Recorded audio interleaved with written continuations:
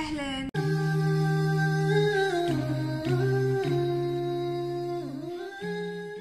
Les amis, j'espère que vous allez bien. Aujourd'hui une nouvelle vidéo.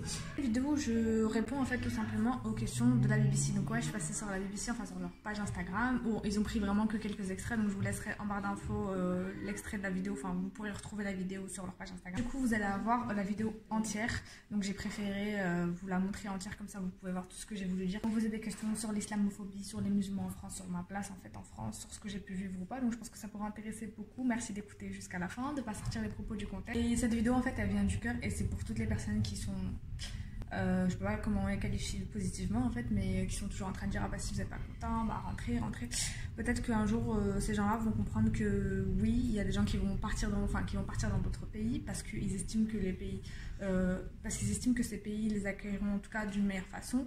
Et en fait il faut juste savoir un truc, et après je vous laisse avec la vidéo. Les personnes qui partiront, ça sera forcément entre guillemets les bonnes personnes, c'est-à-dire les personnes qui n'ont pas de casier judiciaire, qui peuvent voyager, les personnes qui sont cultivées, les personnes qui ont surtout des diplômes. C'est eux qui peuvent partir dans des pays pour, on va dire, espérer une meilleure vie. C'est ce qui s'appelle la fuite des cerveaux. Donc à ce moment-là, je vous laisse réfléchir avec qui vous allez rester. Mais j'espère que du coup là, j'espère qu'on n'arrivera pas à ce point-là, bien sûr. Mais j'ai l'impression que des fois quand on regarde la télé, le but de certains c'est juste en fait de faire une sorte de guerre entre guillemets civile. Et je vois pas l'intérêt, alors qu'on peut tous vivre, si on éteint la télé, on se rend compte qu'on vit tous hyper bien. Et j'espère que la vidéo va vous plaire et je vous laisse avec. J'ai 24 ans, je suis donc citoyenne française, d'origine algérienne de mes deux parents. Mais sur les réseaux sociaux, je suis plus connue sous le pseudo d'Amani parce que mes chaînes YouTube et Instagram s'appellent Amani's World. J'y partage là-bas mon quotidien, je parle de mes études, de ma vie, je donne des astuces et des bons plans pour que les filles de tout âge puissent se reconnaître en moi, que ça les aide, que ça leur donne du soutien et que ça leur remonte le moral. À côté de ça, j'ai fait des études de commerce et de communication, donc j'ai 2 diplômes qui équivaut à un bac+6 et je suis à ma dernière année de master communication et numérique. Comment je me sens par rapport au climat qu'il y a en France en ce moment, le discours d'Emmanuel Macron, de plusieurs politiques qui parlent de l'islam, des femmes voilées, etc. Me concernant, j'ai connu une petite période d'angoisse, donc pour vous parler du discours de Macron en lui-même, je ne l'ai pas écouté du tout parce que je voulais pas me donner encore plus une dose de stress et de pas être bien moralement. Donc je sais à peu près ce qu'il a dit et je sais que ça a créé un climat de tension en France. Mais je préfère me préserver mentalement de pas trop écouter ça parce que tout ce qui se passe en ce moment en France, toutes les agressions qu'il peut y avoir, toutes les tueries, c'est déjà hyper triste, pour moi, donc j'ai pas envie de me rajouter encore plus de stress et de me sentir encore plus stigmatisée. Est-ce que j'ai peur aujourd'hui de sortir dans la rue? Oui, parce que je pense déjà que toutes les femmes en général ont un peu plus peur de sortir dans la rue parce qu'on est souvent sujette à agression. Encore plus à cause de mon voile, il faut pas se mentir. Alors parce que oui, il y a des femmes en France qui se sont faites agresser en France parce qu'elles portaient un voile. Donc forcément, ça fait peur. Il faut dire que là où je vis, on est assez bien mélangé. Il y a quand même beaucoup de tolérance, il y a très peu de racisme. C'est plus les médias qui me font stresser, qui me font angoisser de toujours voir que du négatif. Après, est-ce que j'ai subi moi-même des discriminations ou des agressions? C'est arrivé. Bon, une seule fois. Mais c'était la fois trop, c'était pas normal et ça devrait pas être normal. J'ai vécu en fait 1 an à Nice et en 2015, c'était en octobre 2015, le lendemain des attentats du Bataclan qui ont lieu à Paris. Je sortais de la fac, j'étais avec mes camarades de classe en train d'attendre le bus et puis il y a une dame en moto qui passe d'un coup et qui s'arrête, elle hurle de toutes ses forces en me regardant. T'es une terroriste, les attentats c'est à cause de toi.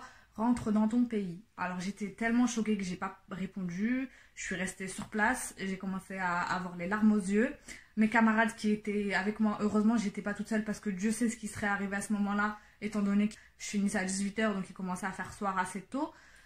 C'était une personne lâche puisqu'elle m'a juste insultée et après elle a pris la fuite quand mes camarades sont allés la voir. C'est sûr que ça touche à partir du moment où j'ai jamais fait de mal à personne, que je suis une citoyenne honnête, que j'ai été condamnée pour absolument rien du tout et que au contraire je suis quelqu'un qui va me rendre un peu trop d'argent à la caisse parce qu'il y a une erreur ou que j'ai oublié de payer un produit par erreur, je vais aller moi-même payer l'article. Quand on me qualifie d'un mot aussi gros que ça, j'avais 20 ans à l'époque, c'est sûr que ça fait mal au cœur parce que j'étais en train de faire mes études à ce moment-là, je paye mes impôts, je travaille. Quand tu entends ça pour la première fois de ta vie, que tu vis en France et que tu considères ça comme ton pays et qu'on te rejette parce que tu es considérée comme différente, en tout cas l'aspect physique, et ben c'est sûr que ça touche. Heureusement, j'ai déménagé de Nice, donc mes parents habitaient à Nice, je leur ai dit que je voulais plus vivre là-bas parce que je trouvais qu'il y avait une énorme tension. Moi, j'étais pas habituée à ça parce que où j'habitais, c'était pas comme ça. On me regardait de travers, on me regardait insistement. Quand on se baladait avec la famille, on nous regardait. On a des remarques comme ah bah elle est belle la France ou ah c'est voilé. Enfin, on les entend pas trop, on n'est pas sûr d'avoir bien entendu parce qu'on s'adresse jamais à nous. Et puis des petites remarques dans le quotidien. Moi, je porte le voile depuis que j'ai 14 ans. Je l'ai porté très jeune et c'était mon choix parce que j'ai été convaincue par ma religion. J'ai décidé de faire ce choix-là.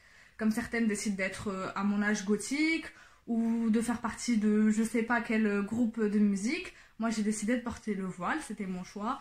Mes parents ont eu peur pour moi à ce moment-là. Ils m'ont dit est-ce que tu es sûre de toi? Peut-être que tu pourras pas te trouver de travail après. Mais ils ont respecté ce choix-là que j'avais fait. Et quand dans le quotidien, je suis à l'école et qu'on me pose des questions pour savoir est-ce que je suis soumise, est-ce que j'ai été forcée par mes parents et qu'on me pose toujours les mêmes questions, au bout d'un moment, c'est sûr que c'est fatigant. Quand je vais juste voir un médecin, donc un pneumologue, parce que j'avais du mal à respirer à un moment, et qu'elle me demande, la première question qu'elle me pose avant de me demander si j'ai des antécédents familiaux, est-ce que j'ai connu une grosse période de stress qui pourrait expliquer ces problèmes, ou je sais pas, des questions de médecin, la première question qu'elle m'a posée, c'est est-ce que le voile, c'est toi qui l'as choisi, ou est-ce qu'on t'a forcé à le mettre? C'était une pneumologue qui est censée être neutre, qui est pas censée me parler de ma religion, qui est privée. Certes, on voit la religion sur moi, mais ça veut pas dire que ça donne le droit à tout le monde de me juger ou de parler de quelque chose qui reste quand même personnel, étant donné que je n'ai imposé à personne de porter le voile sur sa tête. Le voile est sur ma tête, donc j'estime que personne n'a son mot à dire sur ce choix-là. Par rapport au changement autour de moi, donc je sors pas beaucoup, c'est un climat très anxiogène et que moi j'aime pas le stress, donc j'ai préféré rester chez moi. Mais je sais que j'ai fait beaucoup d'endroits en France, que j'ai visité la France du sud-est au sud-ouest, au nord, à l'ouest, et à part cet incident à Nice et la période à Nice qui était un peu compliquée après les attentats, je n'ai eu aucune discrimination. J'ai été accueillie par les Français en tant que Française. J'ai partagé des verres avec des gens. J'ai mangé des spécialités de toutes les régions. On m'a accueillie, on m'a souri. Et c'est vraiment dommage en fait que dans les médias, on ne montre que le côté négatif, que ce soit des femmes voilées ou des gens, ceux qui pensent des femmes voilées. On va montrer que les gens qui vont dire du mal sur les femmes voilées, qui vont stigmatiser les femmes voilées, qui vont faire un amalgame sur les femmes voilées et qui vont se permettre de dire des choses vraiment très graves et qui vont attiser la haine de certaines personnes qui attendent que ça. Quand on entend à la télé publique en France que les femmes voilées sont des terroristes en puissance et que sous leur voile se cachent des bombes, je pense que c'est quelque chose de très grave et que c'est limite une sorte d'appel au meurtre parce que en fait, les gens qui sont peut-être pas tout leur esprit, qui sont peut-être un peu déséquilibrés, vont penser que c'est vrai, qu'on cache vraiment des bombes sous nos voiles et que du coup vont se sentir agressés et ils vont avoir peur parce que souvent, derrière la haine de l'autre se cache de la peur. Donc on attise, donc on met, dans les médias, on attise cette peur et cette angoisse.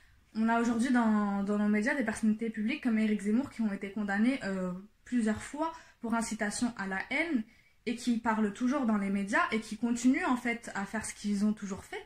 Et c'est vraiment triste parce que je sais que les Français sont pas racistes, je les connais, je fais partie de ce peuple, mais la minorité de ceux qui ont la parole attise encore une fois la haine et la peur et donne des justifications aux personnes mal intentionnées. Est-ce que ça m'arrive de vouloir quitter la France? Avant ces 2 dernières années, jamais.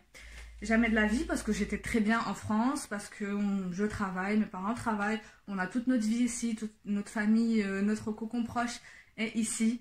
Donc j'avais pas du tout envie de quitter la France, j'étais très bien ici.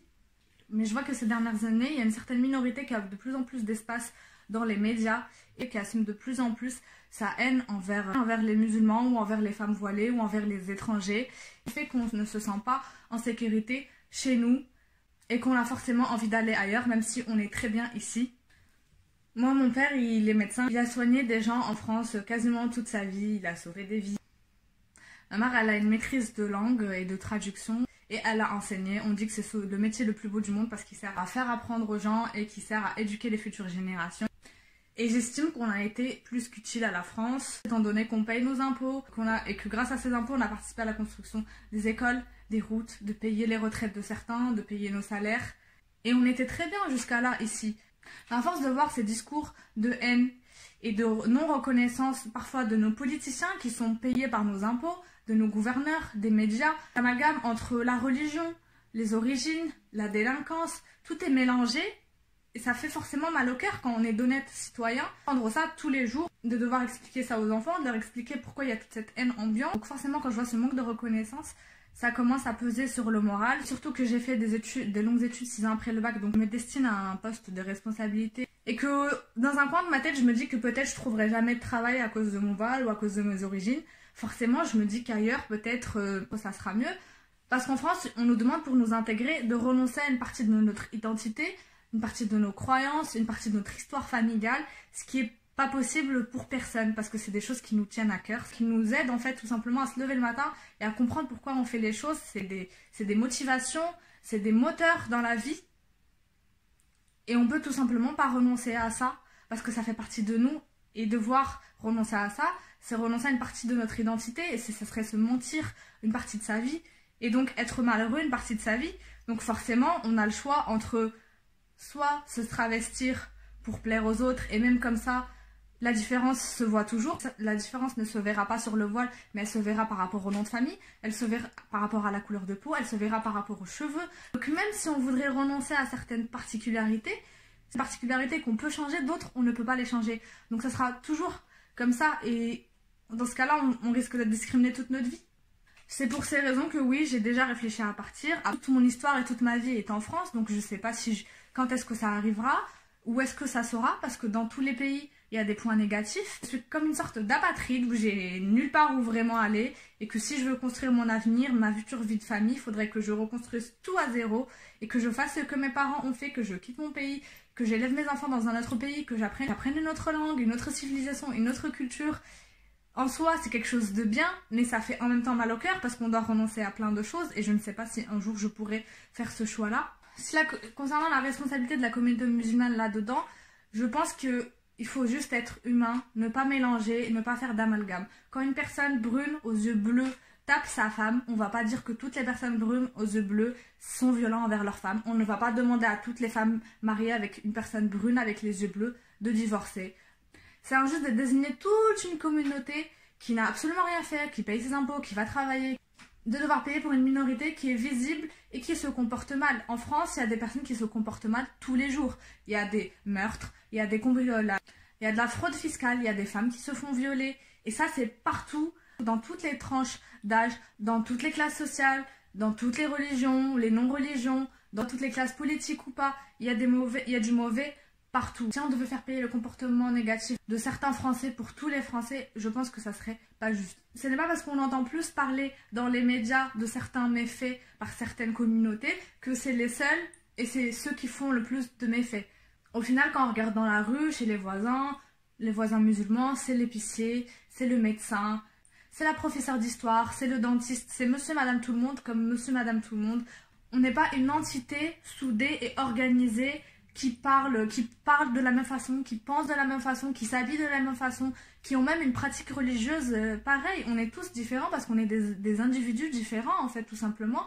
C'est comme si je disais que tous les roux avec les yeux marrons pensent tous de la même façon, et de dire les roux si, les roux ça n'a aucun sens. Alors ça n'a aucun sens de dire les musulmans si, les musulmans ça, tout simplement parce qu'on a des origines diverses, des musulmans de la péninsule arabique, il y a des musulmans asiatiques, il y a des musulmans indiens, des musulmans de l'Afrique noire, des musulmans du Maghreb, des musulmans de l'Europe, des convertis, il y a des musulmans du monde entier. Donc dire les musulmans font ci ou les voilés font ça, c'est ça qui réduit justement les musulmans à une communauté et à dire ils sont communautaristes. Mais au final, quand on regarde, on vit comme les autres. Notre préoccupation première, c'est juste de subvenir à nos besoins, de vivre notre vie, de s'occuper de nos familles. Et au final, on dit de nous, dans les médias, que nous sommes communautaires, qu'on a un comportement communautaire, alors que pour parler, par exemple, pour les femmes voilées, beaucoup veulent nager avec leurs enfants dans les piscines et dans les plages publiques, beaucoup veulent faire du sport, beaucoup veulent faire des études à l'université, beaucoup veulent accompagner leurs enfants dans les sorties scolaires, et à chaque fois, il y a eu des débats pour enlever ce droit qui est dans la Constitution française à ces femmes-là parce qu'elles portent un voile.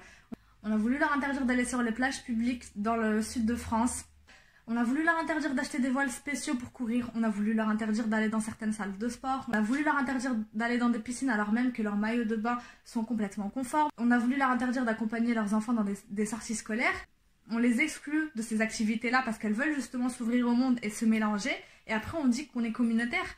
Je comprends pas ce discours de dire justement que les musulmans sont communautaires. que les femmes voilées sont communautaires, alors qu'on parle toujours à notre place, on parle de nous, pour nous, et qu'aucune femme voilée n'est jamais invitée pour parler elle et dire ce qu'elle pense.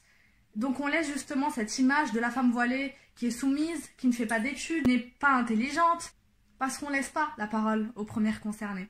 Et que si on nous laissait la parole, eh ben on verrait qu'on est des individus comme vous et moi, qu'on fait nos courses, qu'on va manger dehors, qu'on part en vacances, tout simplement en fait. Et devoir dire des choses aussi banales que ça, c'est quand même très grave quand nos ancêtres se sont battus pour nos libertés, pour la liberté, l'égalité, la fraternité. C'est la devise à la base de la France et on voit que ça mots prennent de moins en moins de sens malheureusement car les Français ne sont pas traités à la même enseigne et que malgré que nous on n'a aucun problème entre nous, entre voisins, entre citoyens, il y a une poignée de personnes mal intentionnées qui veulent créer le chaos, qui veulent créer la haine et diviser les personnes. Quand j'étais petite à l'école, on était mélangés, blancs, noirs, asiatiques, arabes, berbères, on était de toutes les origines et je me souviens que chaque année on organisait une journée d'un pays.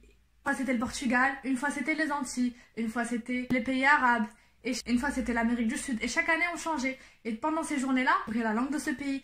Les mamans faisaient à manger pour qu'on puisse goûter les plats culinaires. On apprenait l'histoire de ce pays. On parlait avec les enfants originaires de ce pays et on échangeait. Et chaque année, ça nous permettait de nous ouvrir au monde et de connaître encore plus de traditions et d'être encore plus ouverts sur le monde. Et j'estime pas que ça soit communautaire, pourtant on n'oublie pas notre identité propre. On était tous français, ça nous apprenait à découvrir de nouvelles choses sans même avoir besoin de dépenser et de voyager. Et c'était une très très bonne initiative à l'époque parce que ça nous a permis de tous nous accepter, de nous aimer, de tous jouer ensemble. Il n'y avait pas de haine, il n'y avait pas de lui il est différent de moi, lui il a une origine différente de la mienne, lui il a une religion différente de la mienne. On était juste tous français, et on s'aimait comme ça. Et je pense que le plus important c'est vraiment que les Français regardent autour d'eux et voient que peu importe la couleur, peu importe la religion, peu importe le sexe ou les croyances, on est au fond tous pareils. On veut juste le bien de nos familles, on veut juste être heureux. Et au fond, on a tous les mêmes buts. Et quand on oublie toutes ces différences, au final, on se rend compte que on est tous pareils. Alors certains diront que c'est utopique. Moi, je dirais qu'on est tous humains et qu'au final, on est tous fait pareil et qu'il n'y a pas de raison pour qu'on ne sache pas vivre ensemble et qu'on ne sache pas tous s'accepter avec nos différences, nos coïncidences, nos façons de penser, nos croyances. Donc pour moi, non, c'est pas la communauté musulmane qui est responsable de cette image de communautariste, étant donné que c'est l'image que les médias donnent de la communauté musulmane. Et quand on regarde auprès, dans les familles, qu'on connaît les musulmans, des êtres humains comme les autres, qui demandent à être intégrés, qui demandent à être traités comme les autres et qui n'ont absolument aucun problème avec toutes les autres origines, cultures et qui n'ont pas forcément envie d'être tout le temps ensemble, au contraire, qui ont envie de se mélanger, qui veulent aller faire des activités. Mais on remarque souvent que dès qu'on essaie de sortir de cette communauté, on nous renvoie toujours la même image et on veut nous interdire d'aller plus loin. Voilà, j'espère que la vidéo vous a plu. En tout cas, n'oubliez pas de la liker si c'est le cas. N'oubliez pas de m'ajouter sur Instagram, de venir voir ce qui se passe dans ma vie. Et surtout, n'oubliez pas de vous abonner si vous ne me connaissez pas encore. Je parle doucement parce que je suis pas chez moi. En tout cas, moi, il me reste plus qu'à vous dire de prendre soin de vous et de vos proches. Je vous fais de gros bisous et je vous dis à la prochaine.